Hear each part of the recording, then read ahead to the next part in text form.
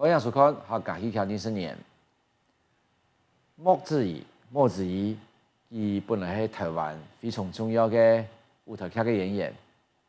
不过呢，多年来，伊没有做青岛的电视戏剧的天样演出。伊伫客家电视做的青春的作品，包括《寒夜小曲》、江延生，还有电视道奖的台北歌手。今日东方戏老记来讲看啊，应用版参与客家戏剧的演出。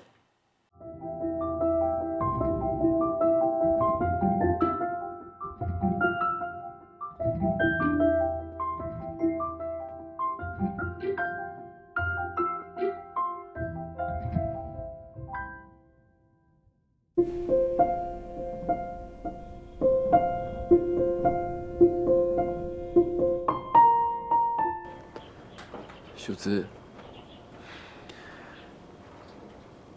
会补充。你搞，来做好准备啦。是，上边啊艰苦的啦。寒夜序曲，其实那是我第一次演连续剧，就是以电视剧来讲，是我第一个连续剧，然后就是在客台跟公司那个时候客台刚成立的，对，然后因为那也是在日据时代的故事，然后就是在讲一群台湾兵被征召到南洋去打仗。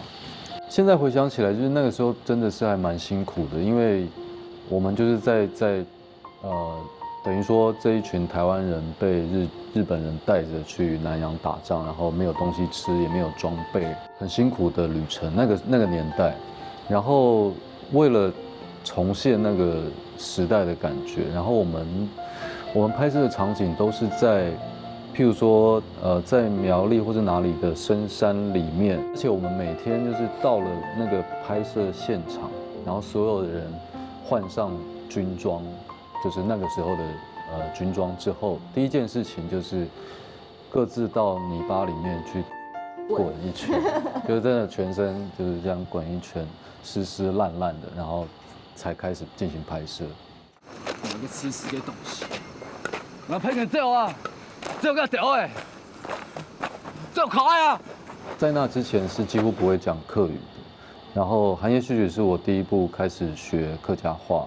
然后也是那个时候，因为那个年代就是客语、日语、台语大家混杂着讲，对，所以大概是从那个时候开始练就了可以把客语跟日语跟台语混杂在一起的这个功力。那南风吹来清凉。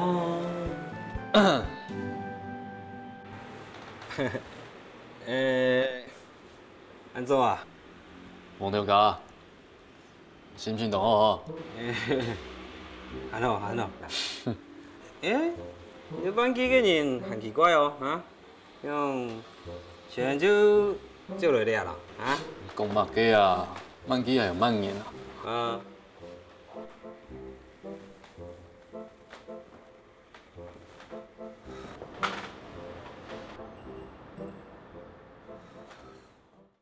到降原生的时候，其实就更有趣了一点，因为就是跟几个好兄弟们，大家就是玩在一起。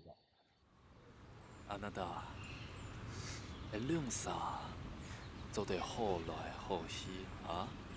啊？哈家咯！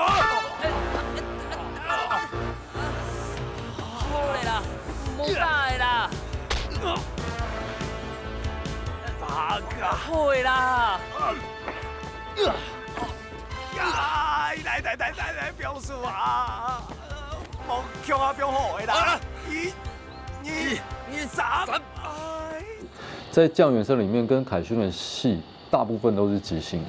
对，就是那个时候导演也让我们有这个空间去碰撞，因为他也觉得我们演员们对角色。理解最深，然后其实那时候编剧美珊姐她也是给我们这个空间嘛，就说那你跟凯勋你们，因为她也知道说我们就是这个剧场出身的嘛，然后有一定的能力，或者说有这样的基础可以即兴碰撞，他就有一些就是丢给我们，让我们去发展，然后我们其实就玩得很开心。大家敢会好恁的歌，有番好势哦，该好命的啊，买出头伊啊。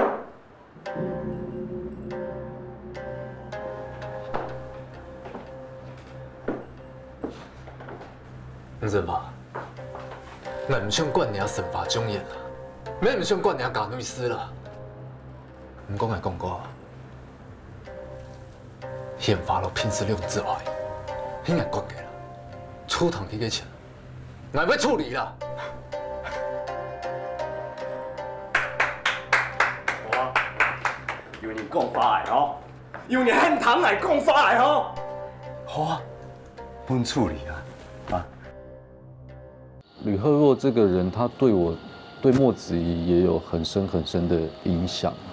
然后像是我这几年，就是从演台北歌手之后，会更对自己作为一个演员，会有一个更深的责任或是使命感，就是关于成为一个知识分子，然后对自己应该负的社会责任会更有意识，所以其实扮演他的过程让我学习到很多，然后也让我有很大的成长。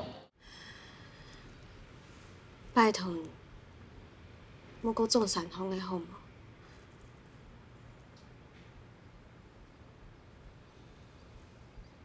来做唔得，不用等上方的统治那么长。喊同志，佢哋開人開到唔拉氣。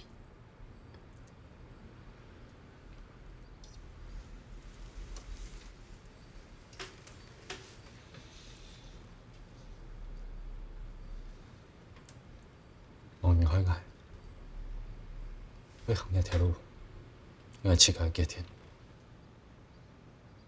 好像就是我们在演到那些年代的时候，就是其实对台湾来讲，就是家这件事情，真的是不论说我们是不是同性或者怎么样，但是我们可以住在一起，相互照顾，那就算是一个家。